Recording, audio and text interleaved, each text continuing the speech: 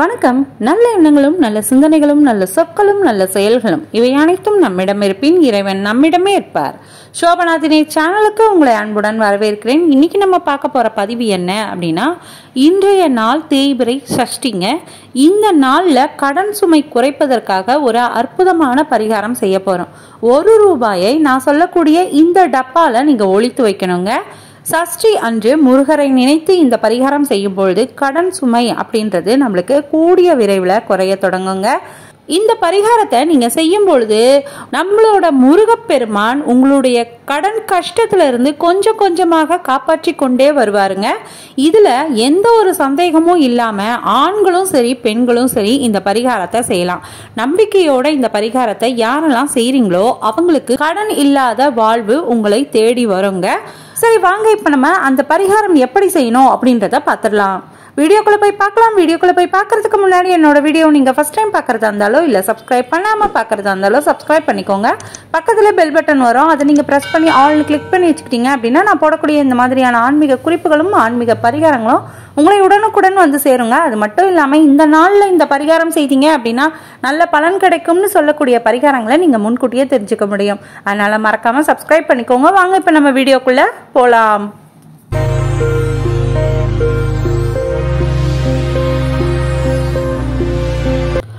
கடன் அப்படின்ற வார்த்தையை கேட்டாலே உறவுகள் கூட பிரிந்து விடுங்க. அப்படிப்பட்ட சூழல் தான் இப்ப இருக்கு. எவருமே கடன் வாங்க விரும்புறது கிடையாது. ஆனாலும் சில சந்தர்ப்ப சூழ்நிலை ஒருவரை கடன் வாங்க செய்திருதுங்க. அப்படி கடன் வாங்கியவர்கள் அதை திருப்பி அடைப்பதற்குள்ள படாத பாடு பட வேண்டிய நிலை ஏற்படுது. இப்படிப்பட்டவங்க தங்களோட கடன் தீர செய்ய வேண்டிய ஒரு அற்புதமான பரிகாரம் முருகர் பெருமானை நினைத்து செய்ய போறோங்க. இந்த மாதம் பழைய கடனை திருப்பி கொடுத்துட்டோம் அப்படின்னா அடுத்த மாதம் புது கடன் வாங்குவதற்கு புது செலவு நம்ம வாசக்கதவை வந்து தட்டும். இப்படி ஒரு பந்தம் அப்படின்றது உங்களுக்கும் கடனுக்கும் இடையே நெருக்கமா இருந்தது அப்படின்னா உங்களையும் கடனையும் வேறு வேறாக பிரிக்கவே முடியவில்லை அப்படின்னா இந்த எளிமையான பரிகாரத்தை செய்யுங்க. முருகப்பெருமானை வழிபாடு செய்தாலே எவ்வளவு பெரிய கஷ்டமும் தூசு மாதிரி காணாம போயிடுங்க. அதே போலதான் உங்களுடைய கஷ்டங்களையும் கடன் சுமைகளையும் காணாமல் தேய்ந்து போகிறதுக்கு இன்றைய தினம் தேய்பிறை சஷ்டி நாள்ல நம்ம செய்ய வேண்டிய ஒரு அற்புதமான எளிமையான பரிகாரம் இருக்குங்க. அது எப்படி செய்யலாம் அப்படின்றத பார்க்கலாம். வழக்கம் போல சஷ்டி கிருத்திகை அப்படின்னா நீங்க முருகப்பெருமானை எப்படிலாம் வழிபாடு செய்வீங்களோ அந்த முறையில நீங்க வழிபாடு செய்துக்கோங்க. இந்த வழிபாட்டிற்கு இன்று இரவு 8 மணிக்குள்ளாக இந்த நான் சொல்லக்கூடிய இந்த பரிகாரத்தையும் வழிபாடையும் செய்து முடிச்சிருங்க. ஏன் அப்படின்னா இன்று இரவு 8 மணி வரைக்கும் தான் சஷ்டி திதி இருக்குங்க. அதனால நீங்க இன்று மாலை 6 மணிக்கு உங்க பூஜையை நீங்க துவங்கினா போதுங்க. அது அரை மணி நேரத்துக்குள்ள முடிஞ்சிடும்.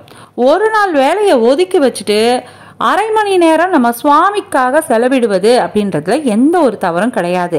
அதனால இன்று மாலை முருகர் வழிபாட்டின் போது உங்க கடன் சுமை குறையணும் அப்படின்னு நான் சொல்லக்கூடிய ஒரு பொருள் கூட இந்த ₹1 நாணயத்தை சேர்த்து வைங்க. அது என்ன பொருள் அப்படின்றத பார்த்துடலாம். ₹1 6 நாணயங்கள் எடுத்துக்கோங்க. ₹1 6 எண்ணிக்கையில 6 ₹1 நாணயம் உங்களோட வலது கையில வச்சுக்கோங்க. முருகனை மனமுருகி வேண்டி இந்த கடன் சுமை இன்றோட என்னை விட்டு விலகிவிடணும், கடன் வாங்கக்கூடிய சூழ்நிலை எனக்கு வரவே கூடாது, அதற்கான வருமானத்தை கொடுக்க வேண்டும் அப்படின்னும் அதற்கான வருமானத்தை கொடுக்கக்கூடிய வேலையை நீ தான் எனக்கு பார்த்து கொடுக்கணும் அப்படின்னும் முருகரிடம் சரணாகதியோடு பிரார்த்தனை செய்து கொண்டீங்க அப்படின்னா கண்டிப்பா நடக்குங்க. கூடவே நம்ம இந்த பிரார்த்தனை செய்யும் போது நம்மளோட வலது கையில 6 ₹1 நாணயத்தை கையில வச்சிருக்கோம். இந்த மாதிரி வேண்டுதலை வச்சதுக்கு அப்புறம் அந்த ₹1 நாணயத்தை உங்க வீட்டுல இருக்கக்கூடிய முருகரோட பாதத்துல வச்சிடுங்க. அப்படி இல்லைன்னா கூட நீங்க பாதத்துல ரொம்ப நேரம் வைக்க வேணாம், பாதத்தை தொட்டுட்டு அதை எடுத்துருங்க. அந்த 6 ₹1 நாணயங்களும் நம்ம வீட்டு பூஜை அறையில இருக்கக்கூடிய முருகரோட பாதத்துல தொட்டு நீங்க எடுத்து வச்சுக்கோங்க. இப்ப இந்த முருகரோட பாதத்தை தொட்ட இந்த ரூபாய் நாணயம் நம்ம கிட்ட இருக்கு. இத நம்ம எந்த டப்பால மறைத்து வைக்கணும் அப்படின்றத பார்த்துடலாம். அந்த 6 ₹1 நாணயங்கள் இருக்கு இல்லையா, முருகர் பாதத்தை தொட்டு எடுத்து வச்சிருந்த அந்த ₹1 நாணயத்தை நம்ம வீட்டு சமையல் அறையில இருக்கக்கூடிய துவரம்பருப்பு டப்பால மறைத்து வைக்கணுங்க. டப்பா நிரம்ப பருப்பு இருக்கோ இல்லையோ, கொஞ்சம் பருப்பு இருந்தா கூட போதுங்க. அந்த பருப்புக்கு அடியில நம்ம கையில வச்சிருந்த அந்த 6 1 ரூபாய் நாணயத்தையும் புதைத்து வைக்கணும். வெளியே தெரியாத மாதிரி வைக்கணும். ஒவ்வொரு ரூபாயாக நம்ம வைக்கணும். அதாவது எல்லாத்தையும் மொத்தமா போட்டு புதைக்க கூடாது. ஒவ்வொரு ரூபாயா அந்த துவரம் பருப்புல வைக்கணும். அப்படி வைக்கும் பொழுது நான் சொல்லக்கூடிய இந்த மந்திரத்தை சேர்த்து சொல்லணுங்க. நீங்க இப்ப 1 ரூபாய வைக்கிறீங்க அப்படின்னா ஓம் சரவண பவ அப்படின்னு சொல்லிட்டு வைங்க. 2வது காயினை வைக்கும் போதும் ஓம் சரவண பவ அப்படின்னு சொல்லி 6 காயினுக்கு 6 முறை மொத்தமா நீங்க சொல்லிட்டு இதை புதைத்து மறைத்து வைக்கணும் இந்த காயினை. அவ்வளவுதாங்க.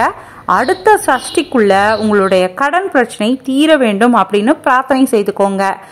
இந்த பிரச்சனையில இருந்து வெளிவருவதற்கு நம்மளோட முருகப்பெருமான் ஏதாவது ஒரு ரூபத்துல உங்களுக்கு வழியை காண்பித்து கொடுப்பாருங்க. எனக்கு பிரச்சனையே தீரலங்க, 1 மாதம் ஆயிடுச்சு அப்படின்ற வார்த்தையை சொல்லக்கூடாது. நன்றாக கவனித்து பாருங்க. ஏதாவது ஒரு சின்ன வழியை முருகன் உங்களுக்கு காண்பித்து கொடுத்துருப்பாருங்க. எக்ஸாம்பிளுக்கு இப்ப நான் உங்களுக்கு சொல்றேன். 1 லட்சம் ரூபாய் நீங்க கடன் வச்சிருக்கீங்க அப்படின்னா அந்த 1 லட்சம் ரூபாய் கடனை அடைக்க வருமானம் பெருக ஏதாவது ஒரு வெளிச்சம் உங்கள் கண்ணுக்கு நிச்சயமாக தெரியுங்க. இப்ப உங்களுக்கு 1 லட்சம் இல்ல, நிறைய கடன் வச்சிருக்கீங்க அப்படின்னா அந்த கடன் தொகைக்கேற்ப ஏதாவது ஒரு வழியை கட்டாயம் முருகர் உங்களுக்கு காண்பித்து கொடுத்திருப்பார். அதை நல்லா உன்னிப்பா யோசிச்சு பாத்தீங்கன்னா தெரியும். அடுத்த சஷ்டி தீதி வரும் இல்லையா, அந்த டயத்துல நீங்க நம்ம துவரம்பருப்புக்குள்ள வைத்திருந்த அந்த 1 ரூபாய் நாணயத்தை எடுத்து கொண்டு போய் உங்க வீட்டுக்கு பக்கத்துல இருக்கக்கூடிய முருகர் கோவிலுக்கு சென்று அங்க இருக்கக்கூடிய உண்டியல்ல போட்டுட்டு வரணுங்க. வெறும் கையோட நம்ம போவாம முருகருக்கு ஏதாவது வாங்கி கொண்டு போகணும். இந்த 6 ரூபாய் நம்ம எடுத்துட்டு போறோமா உண்டியல்ல போடுறதுக்கு, கூடவே முருகருக்காக ஒரு செவ்வரளி பூவையாவது 1 முழம் வாங்கிட்டு போங்க. அதே மாதிரி வழிபாடு செய்யறதுக்கு முன்னாடி 2 நெய் தீபத்தை ஏற்றி வைத்து வாங்க. நிச்சயம் உங்க கடன் கஷ்டத்துல இருந்து அந்த முருகர் கொஞ்சம் கொஞ்சமாக காப்பாற்றி கொண்டே வருவாருங்க. இதுல எந்த ஒரு சந்தேகமும் கிடையாது. நான் முதலையே சொன்ன மாதிரி இந்த பரிகாரத்தை ஆண்களும் செய்யலாம், பெண்களும் செய்யலாங்க. நம்பிக்கை தான் முக்கியம். நம்பிக்கையோட யார் வேண்டாலும் இந்த பரிகாரத்தை செய்யலாங்க. கடன் இல்லாத வாழ்வு உங்களை தேடி வரும் அப்படின்றது நிச்சயமான உண்மை. யாரெல்லாம் கடன் இருக்கு அப்படின்றீங்களோ அவங்க எவ்வளவு ரூபாய் கடன் இருக்கு அப்படின்றத கீழே கமெண்ட்ல சொல்லுங்க. அதே மாதிரி யாரெல்லாம் இந்த பரிகாரத்தை செய்ய போறீங்க அப்படின்றதையும் கீழே கமெண்ட்ல சொல்லுங்க. நான் சொல்லியிருந்த நேரத்துக்குள்ள செய்திடுங்க. உங்களுக்கு இந்த வீடியோ பிடிச்சிருக்கும் அப்படின்னா நம்புறேன். இந்த வீடியோ பிடிச்சிருந்தது அப்படின்னா லைக் பண்ணுங்க, உங்க ஃபேமிலி அண்ட் ஃப்ரெண்ட்ஸ்க்கு இதை ஷேர் பண்ணுங்க. உங்களோட ஆதரவுக்கு மிகப்பெரிய நன்றிகள். தேங்க்யூ. வாழ்க வளமுடன், வளர்க அன்புடன். அன்பே தெய்வம், நற்றுணையாவது நமச்சிவாயமே. திருச்சிற்றம்பலம்.